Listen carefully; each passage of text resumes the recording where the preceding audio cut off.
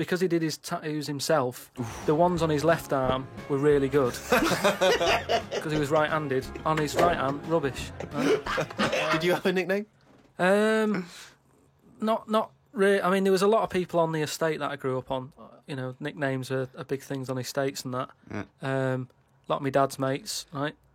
What their nicknames did was tell you about them. Do you know how I said about the Elephant Man's a good name? Yeah. Because, like, you know what you're going to get. If someone said, Elephant Man's popping around in a bit, it wouldn't be a shock when he walked in. Yeah. Right? So it worked in that sort of thing, you know. So there was John the Screw, right? John the Screw? Yeah.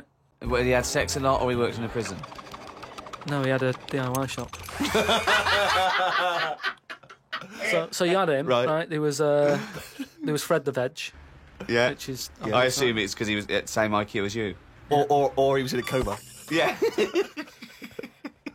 Right. There was my uncle, Tattoo Stan.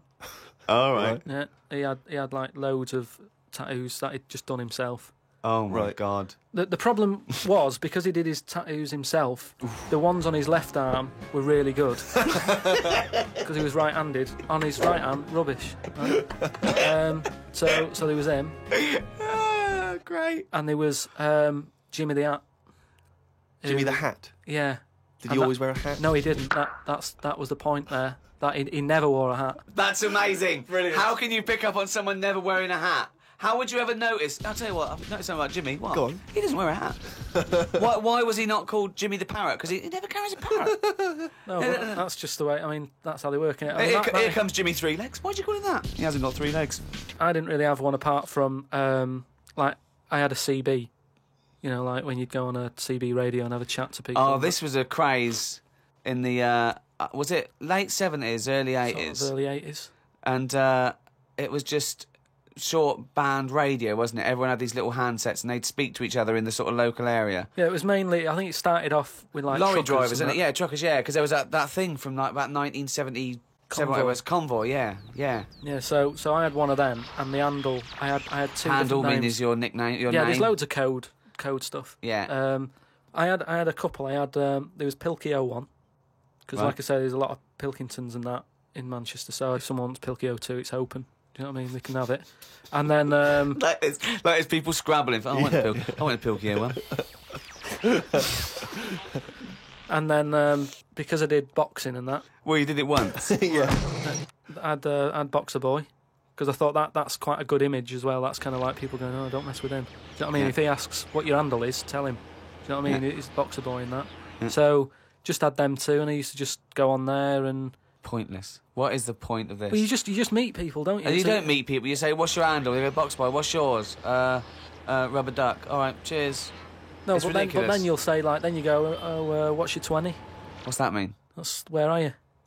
Well, why don't you say, "Where are you?"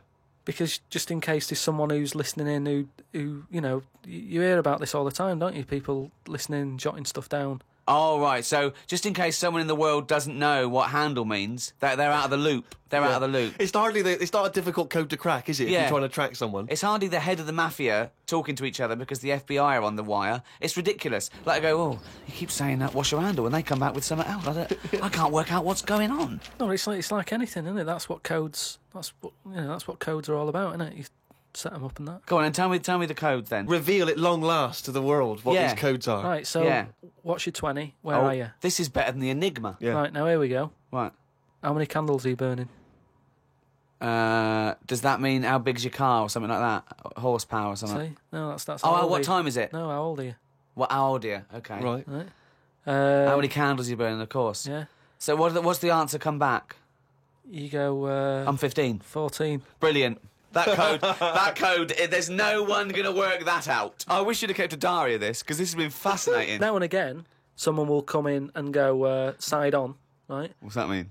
And that means like there's someone sat there listening into this chat and going, this sounds interesting. Yeah, no, it doesn't. Unlikely. Yeah. And they want to join in, so they sort of go side on, you go side on, bring it in, right? And they go, all right. How many candles are you burning? Yeah. What's your 20? That's it goes round again. Yeah. See you later. What's your 20? How many candles are you burning? Oh. And, I mean, it seems to me that what you should have done is made a note the first time, so that when you then speak to them again, you don't need to ask them those questions. Can I just confirm that you're burning 15